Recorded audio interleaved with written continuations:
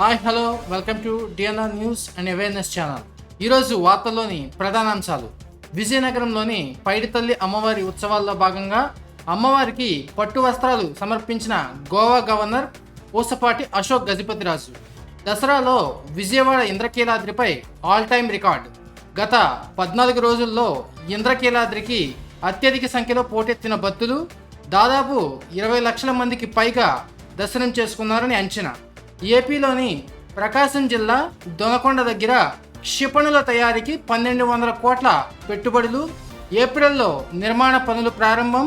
2028 సెప్టెంబర్లో ఉత్పత్తి ప్రారంభం. 1600 మందికి ఉపాధి.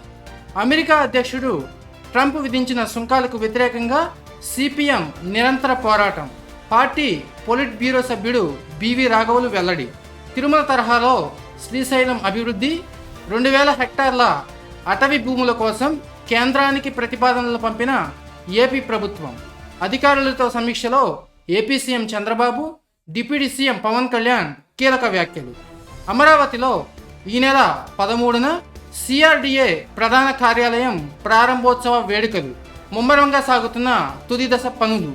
తెలంగాణ ప్రభుత్వం తరపున బీసీ రిజర్వేషన్లకు వ్యతిరేకంగా సుప్రీంలో పిటిషన్. హైకోర్టులో బీసీ రిజర్వేషన్ అంశం పెండింగ్లో ఉన్నందున పిటిషన్ను డిస్మిస్ చేసిన సుప్రీంకోర్టు. నేడే బీహార్ ఎన్నికలకు షెడ్యూల్ విడుదల. మొత్తం 3 దశల్లో ఎన్నికలు. 243 శాసనసభ స్థానాల ఎన్నికలకు నిర్వహణ. సాయంత్రం 4 గంటలకు ప్రెస్ మీట్ ద్వారా షెడ్యూల్ విడుదల చేయనున్న ఈసీ. ప్రో కబడ్డీ సీజన్ 12లో తిరుగులేని తెలుగు టైటాన్స్ వరుసగా 4వ విజయం. యూపీ యాదవ్స్పై 35-40 తేడాతో ఘన విజయం.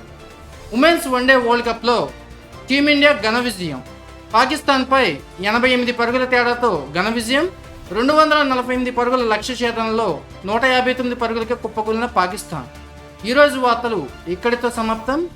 రేపటి వార్తల కోసం వేచి చూస్తూనే ఉండండి మీ DNR news and awareness channel.